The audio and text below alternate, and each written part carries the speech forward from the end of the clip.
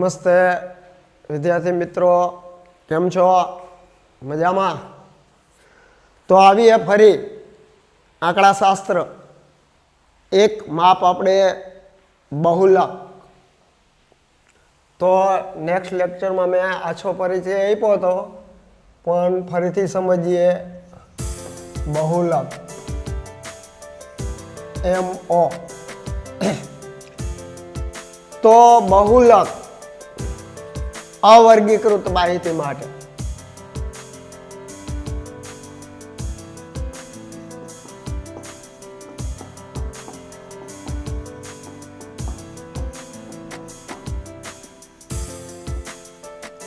તો સૌથી વધુ વખત આવતું અવલોકન એટલે કે જે અવલોકન બીજા અવલોકનો કરતા વારંવાર પુનરાવર્તિત થતું હોય, વારંવાર આવતું હોય, આપણે કહીએ ને, તો એ જ બહુલક. સૌથી વધુ વખત આવતું અવલોકન એટલે પુનરાવર્તન થતું હોય.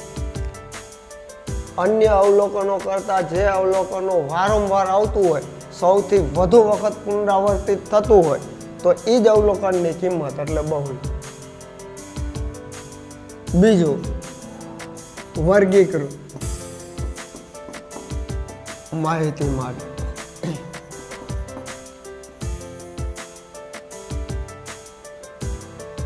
સૌથી મહત્તમ આવૃત્તિ સામેનું અવલોકન. સૌથી મહત્તમ એટલે મોટી, સૌથી મહત્તમ આવૃત્તિ સામેનું અવલોકન. હવે વર્ગીકૃત માહિતી હોય એમાં અસતત આવૃત્તિ વિતરણ હોય તો તમારે સૌથી મહત્તમ આવૃત્તિ સામેનું અવલોકન એટલે કે સૌથી મોટી આવૃત્તિ કઈ છે એની સામેનું અવલોકન એટલે બહુલક. અને સતત તો અહીંયા સૌથી મહત્તમ આવૃત્તિ સામેનો વર્ગ. અહીંયા અવલોકન નહીં આવે, વર્ગ આવશે. અને એને ઉકેલવા માટે MO બરાબર L plus FM minus F1 છેદમાં 2FM minus F1 minus F2 ગુણ્યા C. FM એટલે જે બહુલક વર્ગ મળ્યો છે એ વર્ગની સામેની જ આવૃત્તિ, અને આ અગાઉના વર્ગની આવૃત્તિ, અને F2 એટલે પછીના વર્ગની આવૃત્તિ. જે વર્ગ મળ્યો છે એની વર્ગ લંબાઈ છે આ સૂત્ર. નેક્સ્ટ લેક્ચરમાં આપણે ચર્ચા કરી હતી કે માની લો આમાં એકથી વધુ અવલોકનો સૌથી વધુ વખત આવતા હોય.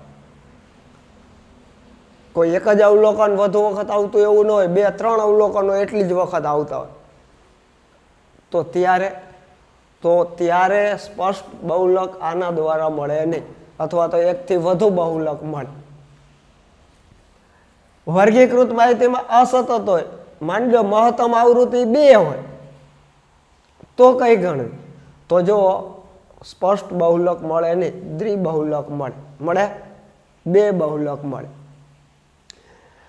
અહીંયા સૌથી મહત્તમ આવૃત્તિ સામેનો વર્ગ, પણ વર્ગની વર્ગ લંબાઈ અસમાન હોય, બધા વર્ગની વર્ગ લંબાઈ અલગ અલગ હોય, તો ત્યારે સ્પષ્ટ બહુલક મળે નહીં. તો ત્યારે આપણે કીધું તો આસાદિત સૂત્ર.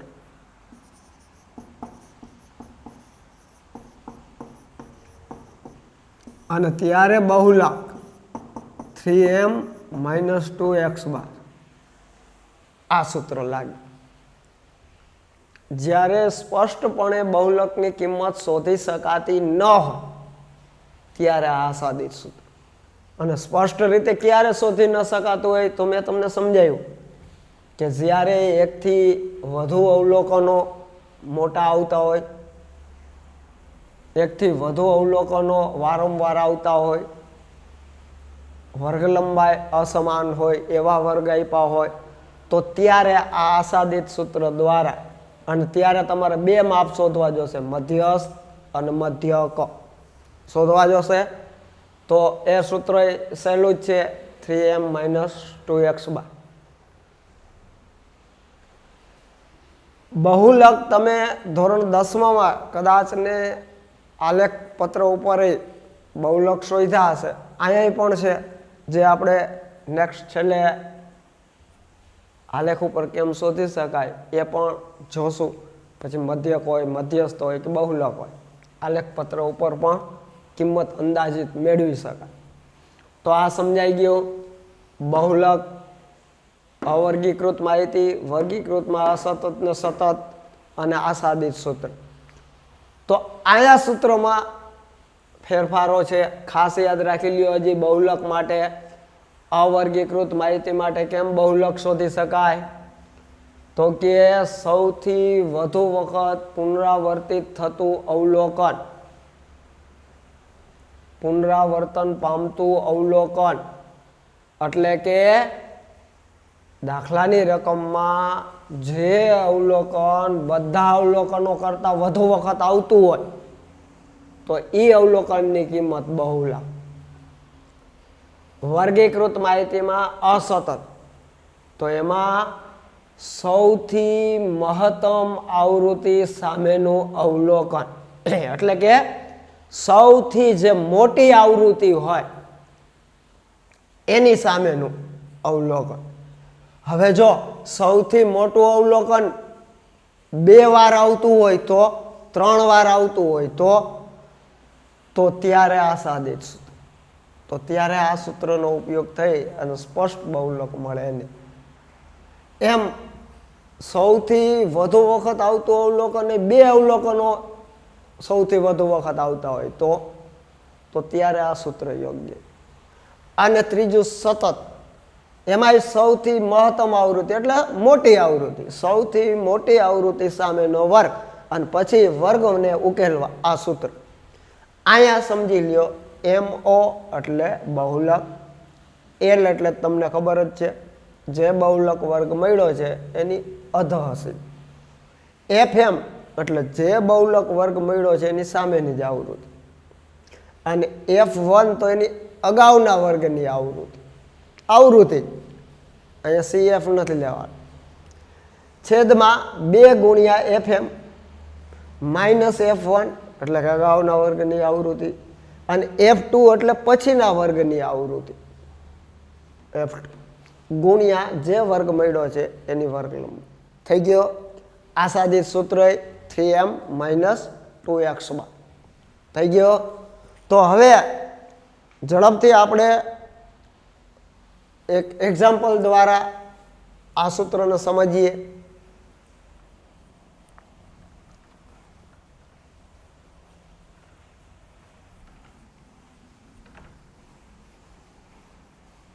હવે તમને સ્પષ્ટ રીતે કઈ અવર્ગીકૃત માહિતી છે, કઈ વર્ગીકૃત છે, તો એમાં કઈ અસતત આવૃત્તિ વિતરણ છે, સતત આવૃત્તિ વિતરણ છે, એ તો ખાસ હવે સમજો છો.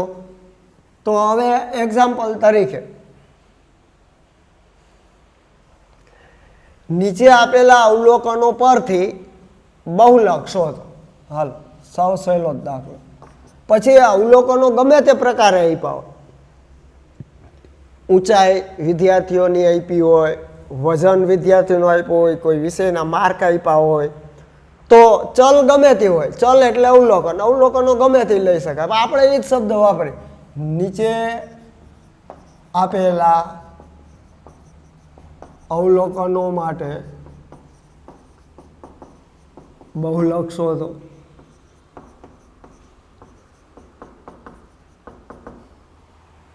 હવે અવલોકનો આપ્યા છે 8, 12, 20, 12, 6, 4, 12, 22, 36, 12. આટલા અવલોકનો આપ્યા છે. હવે આમાં કંઈ ચડતા ક્રમમાં ગોઠવવાની જરૂર નથી. બહુલક શોધવાનો છે. તો અવલોકનો આપ્યા છે તો અવર્ગીકૃત માહિતી છે. તો હવે આપણને ખબર છે કે અવર્ગીકૃત માહિતી માટે તો કે સૌથી વધુ વખત આવતું અવલોકન એની જે કિંમત છે એ બહુલ. જોવો જ અહીંયા સૌથી વધુ વખત કયું અવલોકન આવે તો જો 12 છે આ 12, આ 1, આ 2, આ 3 અને આ 4. જો બાકી એકેય અવલોકન નથી આવતું. તો અહીંયા બહુલક 12 થાય. જો હું બીજું એક્ઝામ્પલ આપું 8, 4, 12, 8, 8, 12, 14, 12, 18, 12. જો આમાં સૌથી વધુ વખત કયું અવલોકન આવે તો જો 8 આવે છે અને 12 આવે છે. પણ એમાંય સૌથી વધુ કયું આવે છે તો 8, 1, 2 અને 3 જ વખત આવે. જ્યારે 12, 1, 2, 3 અને 4 વખત આવે. તો સૌથી વધુ વખત આવતું અવલોકન 12 જ છે. તો 8 ના આવે, 12 જ આવે. હજી એક એક્ઝામ્પલ આપું 4, 5, 10, 4, 10, 5, 4, 10, 12, 10. જોવો જ હવે એકથી વધુ વખત આવતા અવલોકનો અહીંયા 3 છે. જો 4 એકથી વધુ વખત આવે છે, 5 એકથી વધુ વખત આવે છે અને 10 એકથી વધુ વખત આવે છે. આવે છે તો જો 4 છે 1, 2 અને 3 વખત આવે છે. હવે 5 છે 1 અને 2 જ વખત આવે. તો એ તો આવે નહીં. 4 કેટલી વખત આવે 1, 2 અને 3 વખત. જ્યારે 5 તો 2 જ વખત આવે છે. પણ 10 1, 2, 3 ને 4 વખત આવે. તો એનો મતલબ કે 4 2 વખત જ આવે છે. 5 તો કે 4 3 વખત આવે, 5 2 વખત આવે, પણ 10 તો 4 વખત આવે. તો વધુમાં વધુ કયું થાય 10 જ થાય. તો એમ 10. પણ હવે આવી રીતે હોય 4, 8, 12, 4, 8, 10, 100. તો જો અહીંયા 4 2 વખત આવે છે, 8 2 વખત આવે છે. તો બહુલક 2 થાય, 4 થાય અને 8 થાય. અહીંયા બહુલક એમો 4 કહેવાય અથવા એમો 8 કહેવાય. કેમ કે 2 2 વખત આવે. જો 4 2 વખત, 8 2 વખત. તો આ દ્વિબહુલક કહેવાય. બહુલકની 2 કિંમત મળે. અહીંયા આસાદિત સૂત્રનો ઉપયોગ કરી અને શોધી શકાય. તો થઈ ગયો અવર્ગીકૃત માહિતી માટે. સમજાઈ ગયો. જો મેં થી આઠું તમને 4 એક્ઝામ્પલ આપ્યા. પણ આ રીતે હોય તો સરળ જ છે. માની લો કે આ રીતે આપ્યા હોય અવલોકનો 4, 12, 16, 20, 4, 18, 24, 4. તો હવે આમાં તો સ્પષ્ટ જ છે કે એક જ અવલોકનો. કયું અવલોકન 4 જ પુનરાવર્તિત થાય છે વારંવાર. કેટલી વાર 1, 2 ને 3 વાર. તો 4 આવે. બાકી તો એકેય અવલોકનો પુનરાવર્તિત થતું જ નથી, પુનરાવર્તન પામતું જ નથી. તો વારંવાર 4 જ પુનરાવર્તન પામે છે. સમજાઈ ગયો અવર્ગીકૃત માહિતી માટે. હવે વર્ગીકૃત માહિતી માટે તો એમાં તમારે શું તપાસવાનું છે? સૌથી મહત્તમ આવૃત્તિ એની સામેનું અવલોકન. સૌથી મહત્તમ આવૃત્તિ હોય એની સામેનું જે અવલોકન હોય એ બહુલક. જો લઈએ આપણે એક એક્ઝામ્પલ. નીચેની માહિતી પરથી MO શોધો, એટલે કે બહુલક શોધો. સંકેતમાં MO. તો આપણે આપીએ ચલ આવૃત્તિ. અહીંયા ક્યાંય ચડતા ક્રમમાં આપ્યું હોય કે ના આપ્યું હોય ગોઠવવાની જરૂર નથી. ચડતા ક્રમમાં હોય કે ન હોય આપણે તો એ જોવાનું હોય મહત્તમ આવૃત્તિ કઈ એની સામેનો ચલ.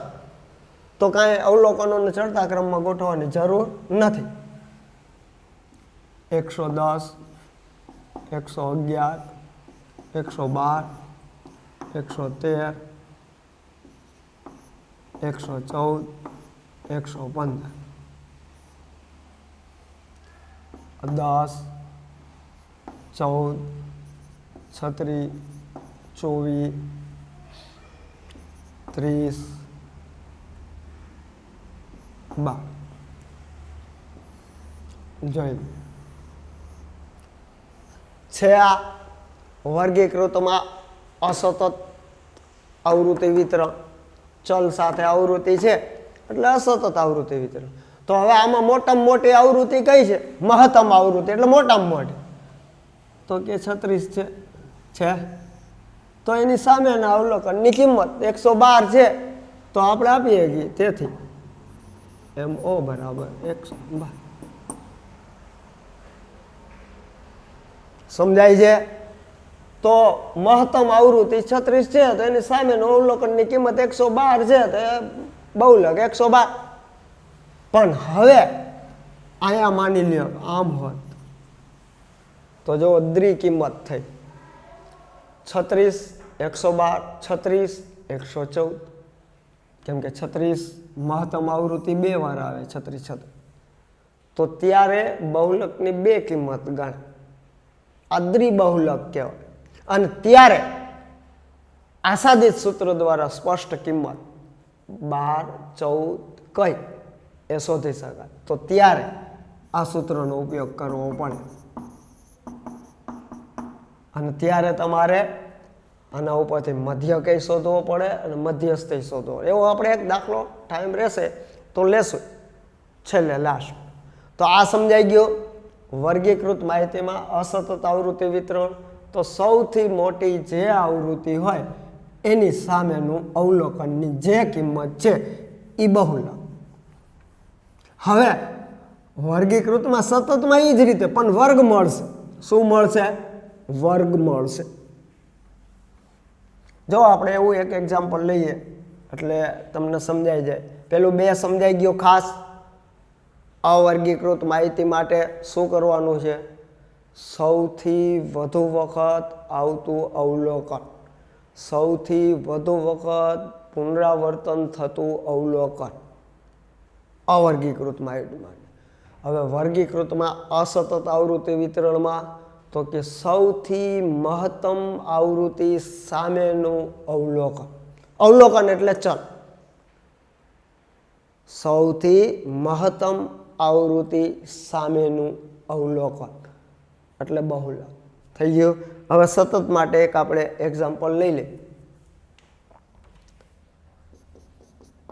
નીચે આપેલ માહિતી માટે બહુલક શોધો. જો આપણે સતત આવૃત્તિ વિતરણ લઈએ વર્ગ આવૃત્તિ.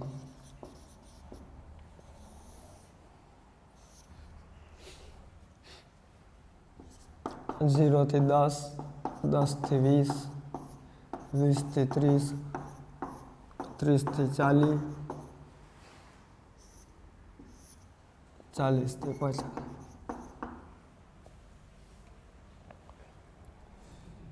2, 4,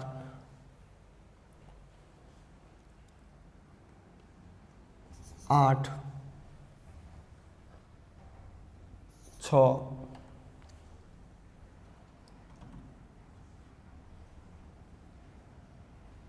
5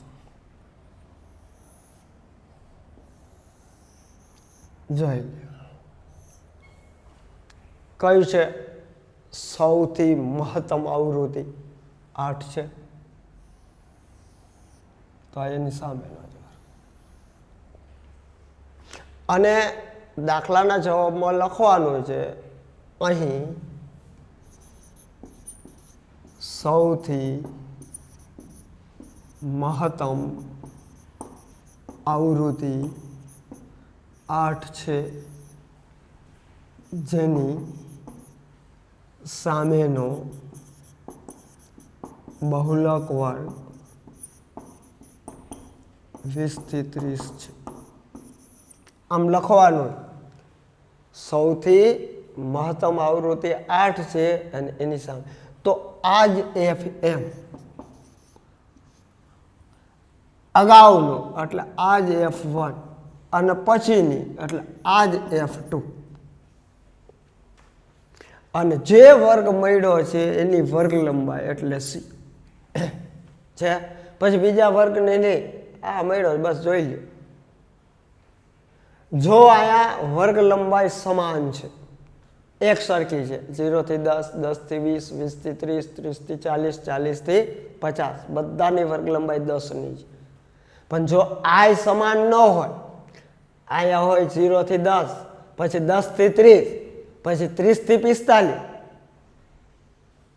તો વર્ગ લંબાઈ અસમાન છે બધા વર્ગ વચ્ચે 10 ની નથી તો ત્યારે આસાદિત સૂત્ર તો ત્યારે આ સૂત્ર દ્વારા નહીં શોધી શકે સમજાય છે જો અહીંયા તો વર્ગ લંબાઈ બધા વર્ગ વચ્ચેની વર્ગ લંબાઈ કેવી છે સરખી છે તો આપણે સૌથી મહત્તમ આવૃત્તિ 8 છે એની સામેનો જ વર્ગ તો 20 થી 30 છે હવે આપણે એને ઉકેલવા માટે આપણી પાસે સૂત્ર છે MO બરાબર L plus FM minus F1 છેદમાં 2FM minus F1 minus F2 ગુણ્યા C છે હવે જે વર્ગ મળ્યો છે કેટલાનો વર્ગ મળ્યો છે 20 થી 30 તો L એટલે એનું અધઃ સીમા તો 20 પ્લસ જે વર્ગ મળ્યો છે એની સામેની જ આવૃત્તિ 8 તો આ 8 માઇનસ અગાઉના વર્ગની તો કે 4 છેદમાં 2FM કેટલા આવ્યા 8 8 ગુણ્યા 2 એટલે 2FM માઇનસ F1 કેટલા 4 માઇનસ F2 કેટલા 6 થઈ ગયો ગુણ્યા C 20 થી 30 નો 10 ની વર્ગ થઈ ગયો હવે આ 20 પ્લસ આનો પહેલા ઉકેલ લાવવાનો છે ઈ પ્લસ કરવાના છે તો આપણે જોઈએ 8 માંથી 4 જાય તો 4 ગુણ્યા 10 એટલે 40 છેદ 8 દુ 16 8 દુ કેટલા થશે 16 16 માંથી 4 જાય અને 6 જાય એટલે કે 10 જાય 16 માંથી 10 જાય તો 6 8 દુ 16 એમાં 6 ને 4 10 બે માઇનસ છે 4 માઇનસ 6 માઇનસ એટલે 10 માઇનસ તો 16 માંથી 10 જાય તો 6 હવે 20 પ્લસ 40 ભાગ્યા 6 તો છાંયે છાંયે 36 છાંયે છાંયે 36 છાંયે છાંયે 36 તો 6 6 6 જ આવશે તો પોઈન્ટ પછી બે આંકડા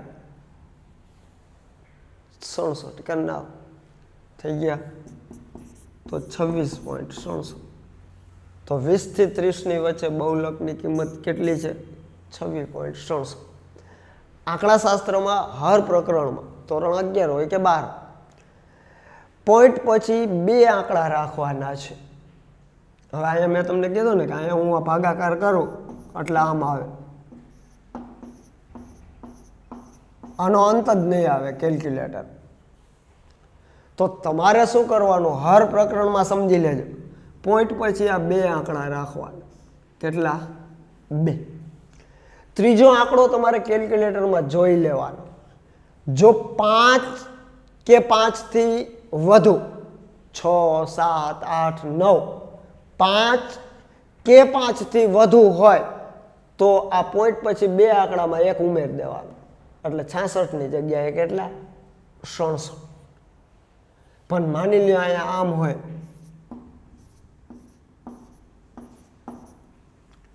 તો પોઈન્ટ પછી બે આંકડા રાખવાના છે 66. ત્રીજો આંકડો 4 છે, જો 5 નથી, તો 5 થી નાના હોય એટલે કે 0 1 2 3 4 તો કાંઈ ઉમેરવાનું નહીં, તો તમારે 6.66 રાખી દેવા. ત્રીજો આંકડો 5 કે 5 ઉપર હોય તો પોઈન્ટ પછીના બે આંકડામાં એક ઉમેરી દેવાનો. જેમ કે અહીંયા ત્રીજો આંકડો 5 થી વધુ છે, જો 6 5 હોય તો માની લો આમ હોત તો તમારે પોઈન્ટ પછી બે આંકડા રાખવાના, ત્રીજો જોવાનો 5 છે તો ઉમેરી દે તોય સરસ. સમજાઈ ગયો? બે સમજાઈ ગયો? વર્ગીકૃતમાં અસતત ને સતત થઈ ગયો. તો હવે જેમ કીધું એમ કે માની લ્યો કે વર્ગની વર્ગ લંબાઈ અસમાન હોય તો તમારે આસાદિત સૂત્રનો ઉપયોગ કરી અને બહુલક શોધવાનો છે. તો હવે એ તો તમને આવડે છે મધ્યસ્થ શોધતા અને મધ્યક શોધતા, તો આ સૂત્ર લઈ લેવાનું. અહીંયા વર્ગ લંબાઈ આપીએ, એક એક્ઝામ્પલ લઈએ. ચાલો ખાલી એક્ઝામ્પલ બતાવું, ગણજો તમે પછી.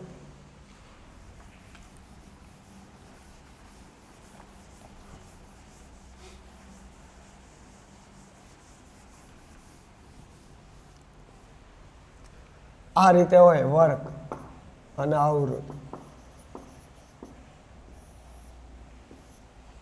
5 થી 10, 10 થી 15, 15 થી 30, 30 થી 45, 45 થી 70 છે. હવે અહીંયા આવૃત્તિ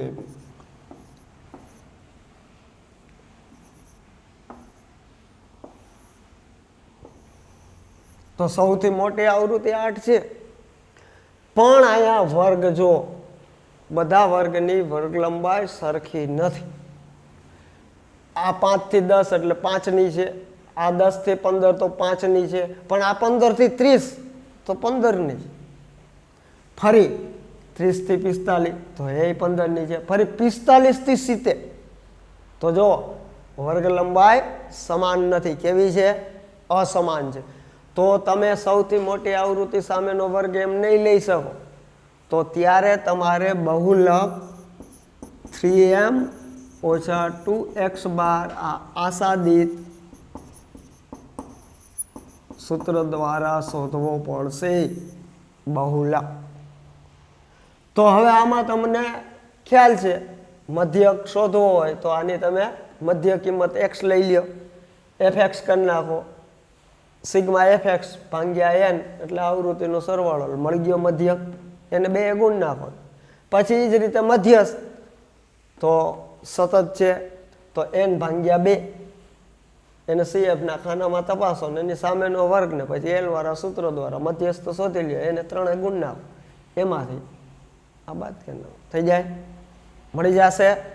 તો આજે એકવાર ખાસ એ સમજી લ્યો કે આસાદિત સૂત્ર ક્યારે ઉપયોગ કરો, તો કે દ્વિબહુલક કિંમત મળતી હોય, વર્ગની વર્ગ લંબાઈ અસમાન હોય તો ત્યારે આસાદિત સૂત્ર MO બરાબર 3m ઓછા 2x બાર થઈ જશે.